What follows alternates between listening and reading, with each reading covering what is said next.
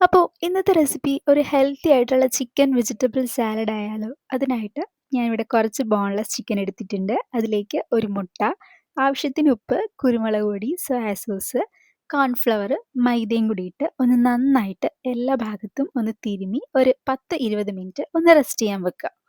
അതിനുശേഷം ഒരു പാൻ ചൂടാക്കാൻ വെക്കുക. അതൊന്ന് ചൂടായി വരുമ്പോഴത്തേക്കും വളരെ കുറച്ച് അളവിൽ മാത്രം കുറച്ച് ഓയിൽ ആഡ് ചെയ്തിട്ട് നമ്മൾ മസാലയെല്ലാം തേച്ച് വെച്ച ചിക്കൻ കുറേശ്ശെയായിട്ട് ഒന്ന് വറുത്തെടുക്കാവുന്നതാണ്.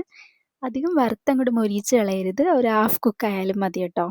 ദാ ഈ കാണുന്ന പരുവത്തിൽ ഒന്ന് കുക്ക് ചെയ്ത് കഴിഞ്ഞാൽ നമുക്ക് ഫ്ലെയിം ഓഫ് ആക്കാവുന്നതാണ്. ശേഷം ഞാനിവിടെ ഒരു ബൗളിൽ ആവശ്യമായ വെജിറ്റബിൾസ്, ക്യാബേജ്, അതേപോലെ ക്യാരറ്റ്, ഒരു കുക്കുംബർ, കുറച്ച് തക്കാളി, ആവശ്യത്തിന് ഒനിയനും കൂടിയിട്ട് ഒന്ന് നന്നായിട്ട് ഒന്ന് മിക്സ് ചെയ്യാൻ പോവുകയാണ്.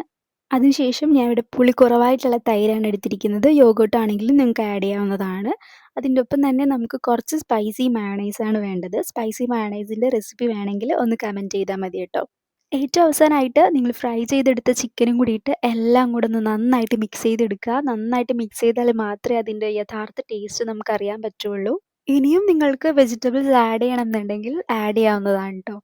ഏറ്റവും അവസാനമായിട്ട് കുറച്ച് മല്ലിയിലയും കൂടി ഇട്ട് കഴിഞ്ഞാൽ നമ്മുടെ സാലഡ് ഇവിടെ റെഡിയാണ്. എനിക്ക് മല്ലിയിലയുടെ ഫ്ലേവർ ഇഷ്ടമല്ലാത്തതുകൊണ്ടാണ് കേട്ടോ ഞാനത് ആഡ് ചെയ്യാതിരുന്നത്. അപ്പോൾ എന്തായാലും ഈ പെർഫെക്റ്റ് സാലഡ് നിങ്ങൾ എന്തായാലും ഒരു വട്ടമെങ്കിലും ട്രൈ ചെയ്ത് നോക്കുക. എല്ലാവർക്കും ഇഷ്ടപ്പെടുന്നതാണ്. അപ്പോൾ ട്രൈ ചെയ്ത് ഫീഡ്ബാക്ക് അറിയിക്കുക.